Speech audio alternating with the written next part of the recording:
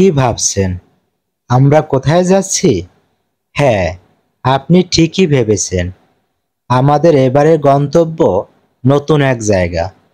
আর একটু পরেই বলছি আমরা এবার কোথায় যাচ্ছি।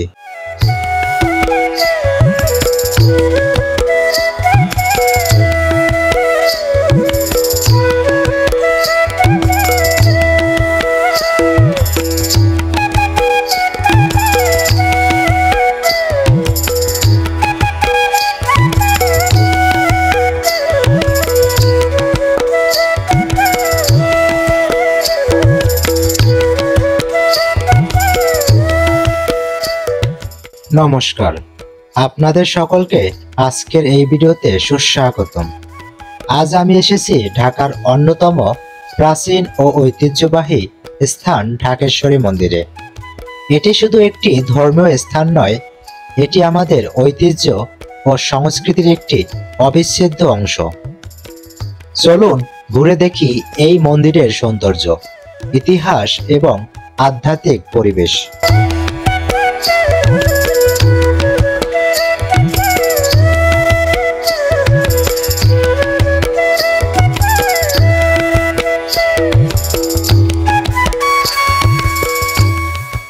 ঢাকেশ্বরী মন্দির বাংলাদেশের জাতীয় মন্দির হিসেবে পরিচিত। এই মন্দিরটি প্রতিষ্ঠিত হয়েছিল 1200 শতাব্দীতে এবং এটি হিন্দু সম্প্রদায়ের জন্য একটি প্রধান পূজা স্থান। রাজা বল্লাল সেন এই মন্দিরটি প্রতিষ্ঠা করেছিলেন তার মায়ের নামে, যা পরবর্তীতে ঢাকার সঙ্গে একাত্ম হয়ে যায়। এই মন্দিরটি শুধু একটি উপাসনালয় নয়, এটি আমাদের ইতিহাস ও সংস্কৃতির সাক্ষী।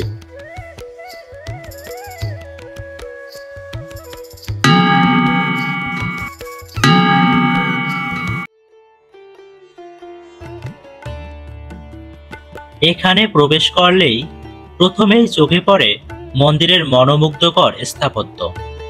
এই প্রাচীন মন্দিরের বিভিন্ন স্থাপত্য শৈলী এবং সযত্নে সংরক্ষিত দেবী মূর্তিগুলো আমাদের অতীতের সঙ্গে আজকের সংযোগ স্থাপন করে। ভক্তদের প্রার্থনার শব্দ, পূজার ঘণ্টাধ্বনি আর মন্দিরের নিরিবিলি পরিবেশ সব মিলিয়ে এখানে এক অনন্য আধ্যাত্মিক অভিজ্ঞতা সৃষ্টি করে।